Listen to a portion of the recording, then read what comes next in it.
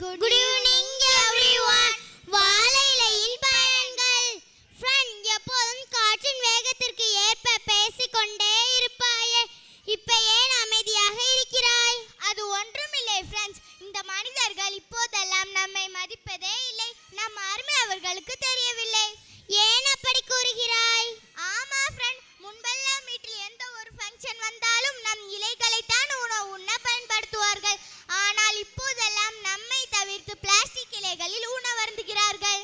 Friend, கவலைப்படாதே. நாம் இருவரும் நம் மகத்துவத்தை மக்களுக்கு எடுத்து கூறினால் அவர்கள் புரிந்து கொள்வார்கள். ஓகே ஃப்ரெண்ட், இதுவும் நல்ல ஐடியா தான். நம் முன்னோர்கள் கடைபிடித்து வந்த ஆரோக்கியமான வாழ்வியல் முறை வாழை மரமும் ஒன்று. வாழை இலையில் எண்ணிலடங்கா மருத்துவ குணம் உள்ளது. அதை பற்றி கூறுவோமா? ஓ, கூறுவோமே. வாழை இலையில் விட்டமின் ஏ, சிட்ரிக் அமிலம், கால்சியம் போன்ற சத்துக்கள் உள்ளன.